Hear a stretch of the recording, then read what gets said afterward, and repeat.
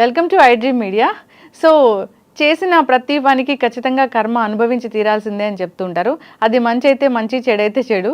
వివరాలు తెలుసుకుందాం. ఈరోజు మనతో పాటు ఉన్నారు ప్రముఖ family counsellor and senior journalist Priya Chaudhary గారు.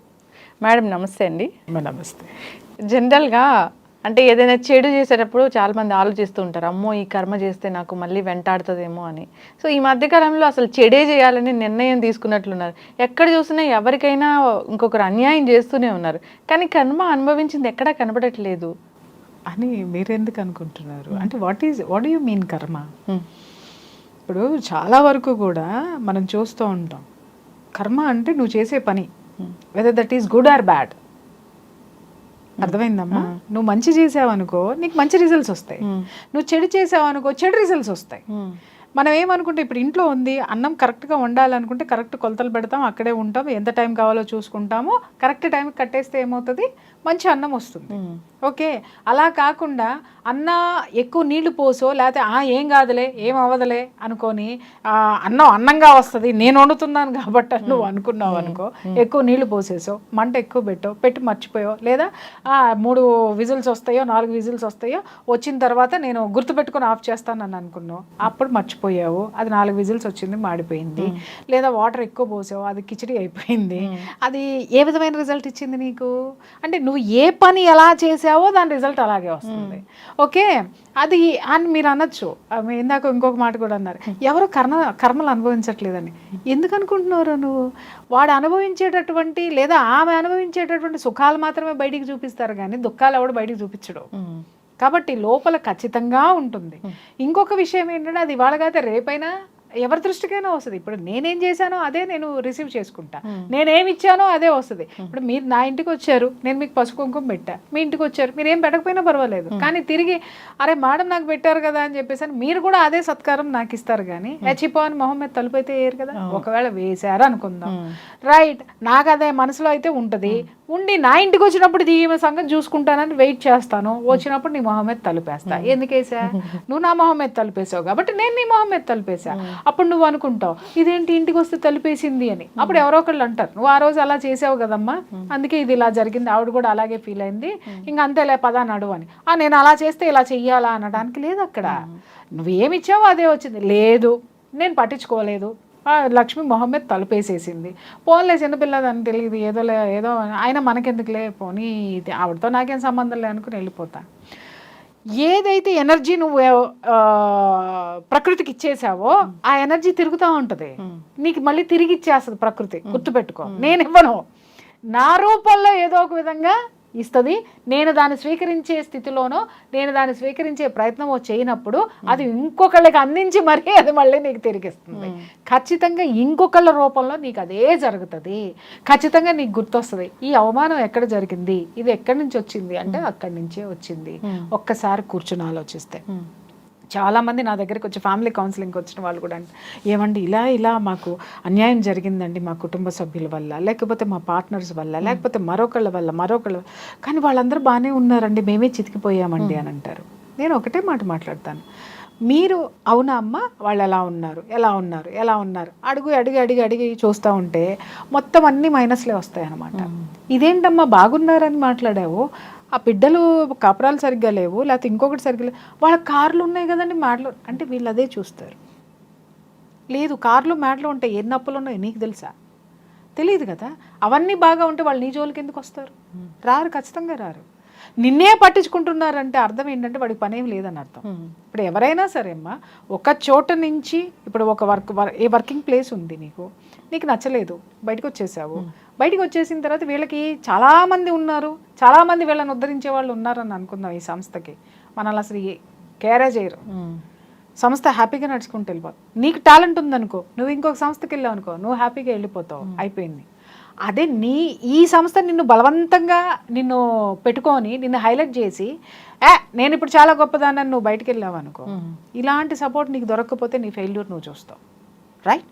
లేదు ఈ సంస్థకి నువ్వు చాలా టాలెంటెడ్, లేకపోతే నీకున్నటువంటి సబ్జెక్ట్ తోటి నీ ప్రతిభతోటి ఈ సంస్థలో ఒక ప్లేస్ని నువ్వు పట్టుకున్నావు, ఈ సంస్థని నువ్వు నిలబెట్టావు, నువ్వు బయటికి వెళ్ళావు, బయటికి వెళ్ళిపోయిన తర్వాత ఈ సంస్థకి నిన్నే టార్గెట్ చేయడానికి ట్రై చేస్తుంది. ఎందుకు అని అంటారు, నువ్వు తప్పితే ఎవరు లేడుగా. ఎందుకంటే అంతకుమించి ఐక్యూ ఈ సంస్థకి లేదు కదా. అంటే ఈ సంస్థ అంటే ఎనీ వెర్షన్ నువ్వు ఉన్న చోట అంటే అర్థం ఏంటి, అక్కడ నీకు టాలెంట్ లేకపోతే నువ్వు పని లేకుండా నువ్వు కూర్చుంటేనే నీ మీద టార్గెట్ అనేది వస్తుంది. గుర్తుపెట్టుకో, నీకు టాలెంట్ ఉంటే ఇది కాదు ఇంకొకటి కాదు ఇంకొకటి, నీ జర్నీ సాగిపోతూ ఉంటుంది. ఈ సంస్థ కూడా అంతే, నువ్వు కాకపోతే 100 మంది వస్తారు, 100 మంది ఉద్ధరిస్తారు. ఎందుకంటే టాలెంట్ని పట్టుకోవడం అనేది ఈ సంస్థకి చెందినట్టు తెలిసినటువంటి ఒక వెనతో పెట్టిన విద్య. వాళ్ళు టాలెంట్ని ఎతికి పట్టుకుంటారు, వాళ్ళు తెచ్చుకుంటారు. నిన్ను పట్టించుకోవాల్సినటువంటి తీరిక కోరిక వాళ్ళకు ఉండదు. Because they have lot of ambitions, lot of work ఉంది. కాబట్టి ఎప్పుడైనా సరే వాళ్ళు బాగున్నారండి అని నువ్వు ఆలోచించడం మొదలు పెట్టావనంటే, నువ్వేం ఆలోచిస్తున్నావు వాళ్ళ నుంచి అని అంటే, నీకేమి లేదో నీకేం దోచుకున్నారో దాన్ని నువ్వు నీకు రికవర్ చేసుకోవడం మానేసి నువ్వు వాళ్ళ మీద దృష్టి పెట్టావు. కాబట్టి నీకు అవే కనిపిస్తున్నాయి.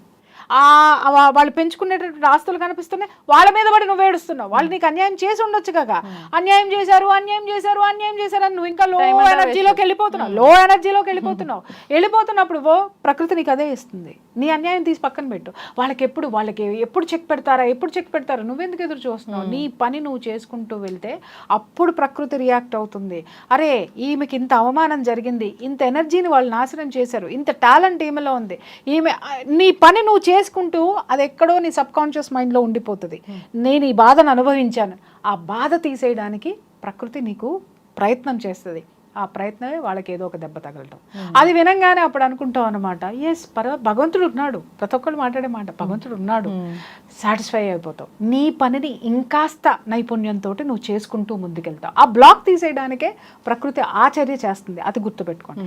మనల్ని అన్యాయం చేశారు కాబట్టి వాళ్ళకి ఏదో జరగాలని నువ్వు కూర్చున్నావా, వాళ్ళు ఇంకా ముందుకెళ్తారు. ఎందుకని అంటావా, ప్రకృతికి అది నచ్చదు. నీ డ్యూటీ ఏదో నువ్వు చెయ్యి, ఫలితం నాకు వదిలే. కృష్ణ పరమాత్మ అదే చెప్తాడు భగవద్గీతలో. ఏమంటావు అంటే, అరే నువ్వు చెయ్యాల్సింది కర్మరా భయ్, ప్రతిఫలితాన్ని నాకు వదిలేసేయి. నువ్వు ప్లస్ ఇచ్చినావు అనుకో, ఇంకా ప్లస్లు చేసిస్తా. నువ్వు మైనస్ అయినావు అనుకో, ప్లస్ చేస్తా. అది ఏం చెయ్యాలో నేను, ఐఎమ్ ద జడ్జ్.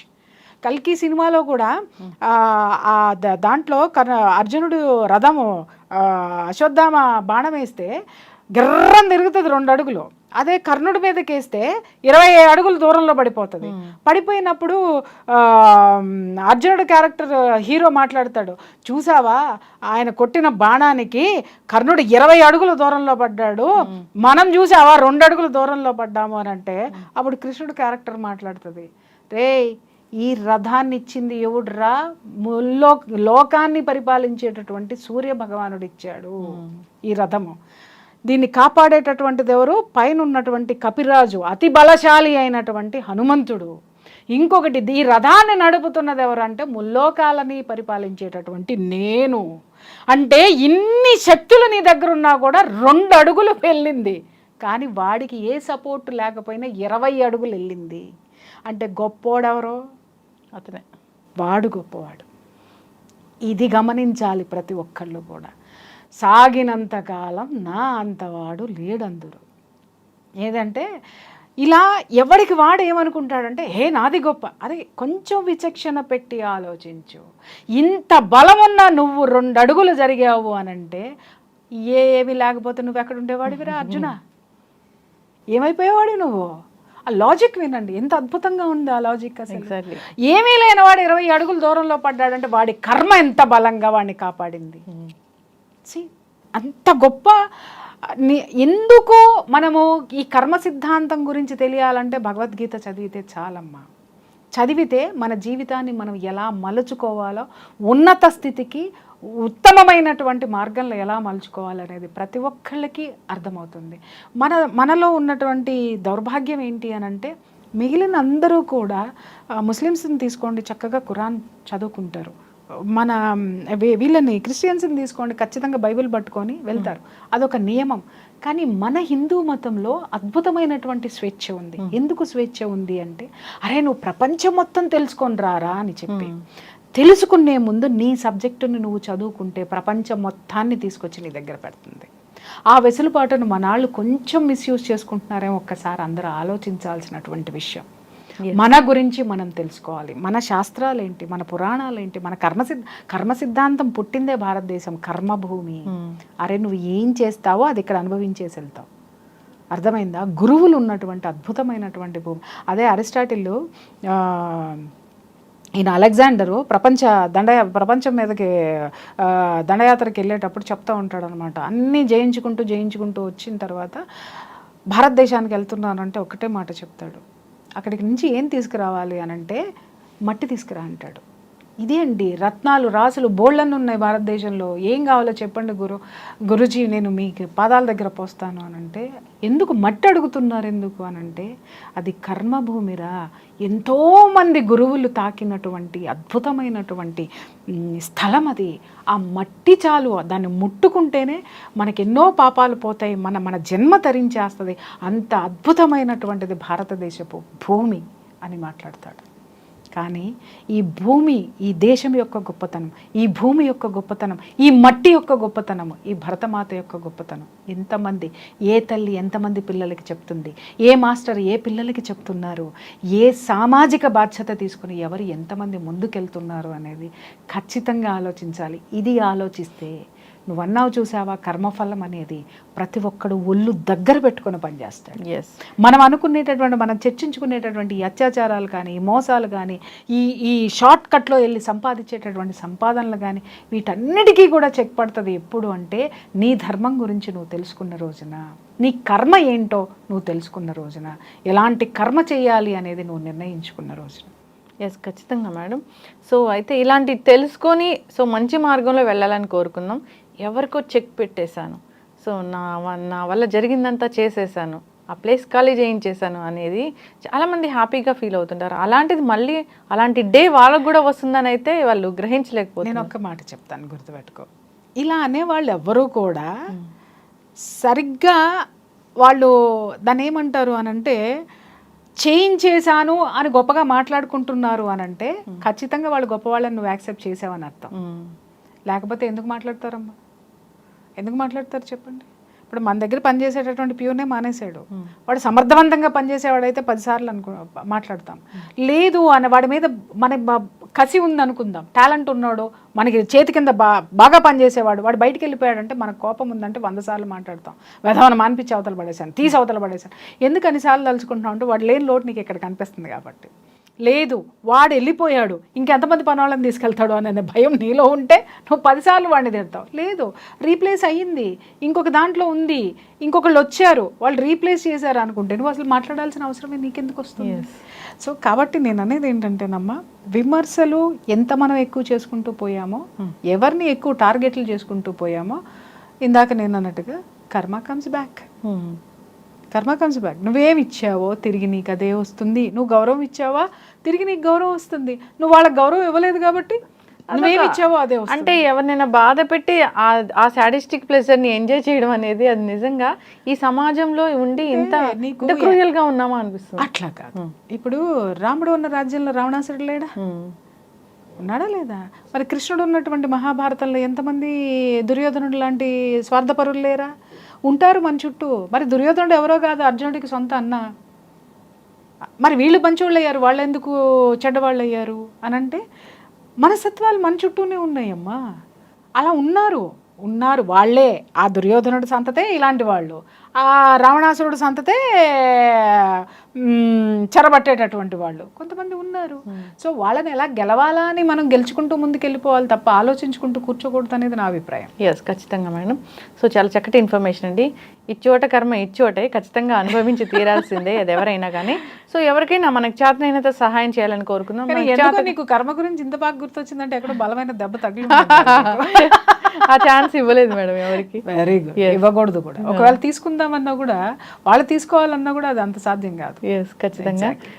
నేను ఈ క్వశ్చన్ కర్మ గురించి అడిగితే నన్ను డివోషనల్కి సంబంధించిన టాపిక్ అడుగుతున్నావు ఏంటి అని అంటారేమో అనుకున్నా, కానీ చాలా చక్కగా చెప్పారు విశ్లేషించి. మచ్ ప్యాషనేట్ అబౌట్ స్పిరిచువల్ కదమ్మా. నాకు ఎవరైనా అడిగితే బాగుండని అనుకుంటా. ఎంతసేపు దాని గురించి మాట్లాడండి, దీని గురించి మాట్లాడండి, ఇల్లు కొట్టుకున్నారు, అక్కడ ఈ అత్యాచారాలు జరిగినాయి, ఇవన్నీ అయ్యే అడుగుతారు తప్పితే నన్ను ఎవరు స్పిరిచువల్ గురించి మాట్లాడేది, నన్ను ఎవరు గెలకరు, నాకు అది నన్ను అడగరు ఎవరు కూడా, నాకు అది బాధ. సో ఎవరైనా అడిగినప్పుడు మాత్రం చాలా సంతోషంగా, హాయిగా ఉంటుంది, హ్యాపీగా ఉంటుంది. సో నాకు తెలిసింది, నేను నా గురువుల దగ్గర నుంచి నేర్చుకున్నది, నేను అనుభవించింది చెప్పడానికి నేను ఎప్పుడు సిద్ధంగా. ఎస్, ఖచ్చితంగా మ్యామ్. సో చాలా చక్కగా చెప్పారు. ఎవరికైనా మనకి చేతనైనంత సహాయం చేయాలి, దానివల్ల ప్రతిఫలం వస్తే మంచి వస్తుంది, అది మనకి మన నెక్స్ట్ జనరేషన్ కూడా యూజ్ అవుతుంది. అంతేకాని చెడు చేసి ఈ రోజు బ్రతికేసామా అన్న హ్యాపీనెస్ లో ఉండకూడదు. ఎప్పుడైనా సరే గుర్తుపెట్టుకో, మన పెద్దవాళ్ళు అంటారు, దినం గడవడం చూసుకోకూడదు, తనం గడవాలి, తరం గడవాలి.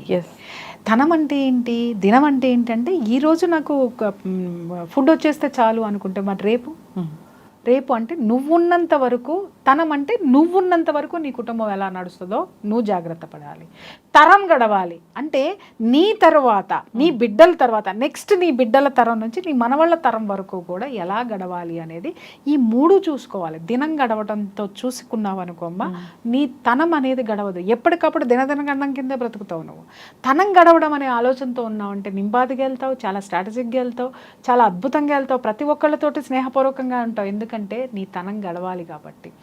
అలాగే తరం గడవాలి అని అంటే నీ పిల్లలకి, నీ మనవాళ్ళు, వాళ్ళందరూ సంతోషంగా ఉండాలంటే నువ్వు సమాజంలో నీ పక్కన ఉన్న వాళ్ళతోటి, సమాజంతో నువ్వు ఎంత స్నేహపూర్వకంగా ఉంటే, ఎంత మంచి పనులు చేసుకుంటూ పోతూ ఉంటే, ఎంత మంచి మార్గంలో వెళ్తే నీ తరానికి అది అందించబడుతుంది.